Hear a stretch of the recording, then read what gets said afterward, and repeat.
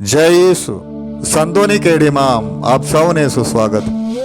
યોહન 7:37 કહે છે, જો કોઈને તરસ લાગી હોય તો મારી પાસે આવે અને જેને મારામાં શ્રદ્ધા હોય તે પીએ। 11મી ફેબ્રુઆરીએ લૂડસના માતા મરિયમના તહેવારની ધર્મસભા ઉજવણી કરે છે। ફ્રાન્સ દેશમાં લૂડસની માસાબિલની પહાડીઓની એક ગુફામાં કુંવારી મા મરિયમે બેનાડેટને 11 ફેબ્રુઆરીએ 1858માં દિવ્ય દર્શન આપ્યું હતું। ત્યારે બેનાડેટની ઉંમર 14 વર્ષની હતી। બેનાડેટના વર્ણન અનુસાર એક સુંદર યુવાન સ્ત્રી જે સ્વચ્છ સફેદ વસ્ત્રો પહેરેલી હતી અને તેના હાથમાં એક લાંબી રોસાળ હતી। એ સ્ત્રીએ થોડું નીચું નમીને બેનાડેટને નમસ્કાર કર્યા। જ્યારે સંત બેનાડેટે રોસાળ બોલવાની શરૂ કરી ત્યારે તે સ્ત્રી પણ પોતાના હાથમાં રેલી રોસાળના મણકાને ફેરવવા લાગી અને કહ્યું હતું કે પાપીઓ માટે પ્રાર્થના કરો અને પશ્ચાતાપ કરો।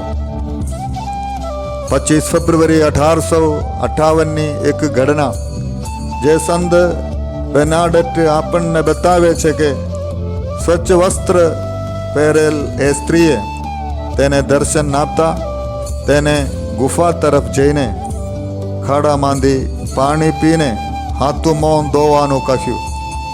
જ્યારે બેનાડેટ જાતે તે ખાડા પાસે પહોંચી ત્યારે ત્યાં પાણી ગંદુ હતું।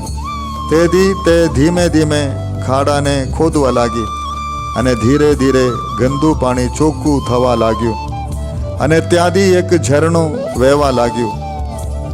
આજે તે ઝરણું ઘણું મોટું થઈ ગયું છે અને ત્યાંથી 32,000 ગેલન લીટર પાણી દરરોજ ભરવામાં આવે છે। તે એક ચમત્કારી ઝરણું છે જ્યાં ઘણા બધા લોકોને સાજાપણું પ્રાપ્ત થાય છે। બેનાડેટ જ્યારે તે સ્ત્રીને તેનું નામ પૂછ્યું ત્યારે તેણે કહ્યું કે હું નિષ્કળંક જીવ ધારણ છું અને 16 જુલાઈ 1858માં કુંવારી માતા મરિયમે બેનાડેટને સંદેશો આપ્યો, પ્રાર્થના કરો, પશ્ચાતાપ કરો, પાપીઓ માટે પ્રાર્થના કરો, સરઘસ કાઢો અને આ પર્વત પર એક દેવળ બનાવો। આજે દર વર્ષે આ તીર્થ સ્થાને ઘણા લોકો તીર્થયાત્રા માટે આવે છે અને ત્યાં આવીને પોતાના પાપોની માફી માંગે છે, વ્યક્તિગત આરાધના કરે છે, સરઘસમાં જાય છે અને એ ઝરણામાં સ્નાન કરીને સાજાપણું મેળવે છે।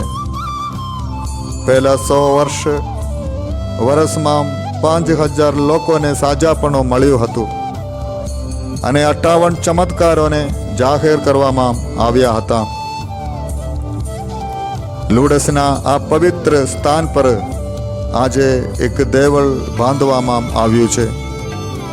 હે પિતા પરમેશ્વર, અમે પણ લૂડસના માતા મરિયમની મધ્યસ્થી દ્વારા પાપીઓ માટે વિશેષ પ્રાર્થના કરીએ અને અમારા જીવનમાં પાપોમાંથી મુક્તિ પામવા માટે નિરંતર પ્રયત્ન કરવા રહીએ।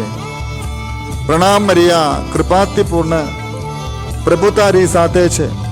ભાગ્યવંત તું સ્ત્રીઓમાં અને ભાગ્યવંત તારા ઉદરનો ફળ ઈસુ। એ પવિત્ર મરિયા, પરમેશ્વરની માં, અમો પાપીઓને વાસ્તે વિનંતી કર, હમણાં અને અમારા મોતની વખતે, આમેન।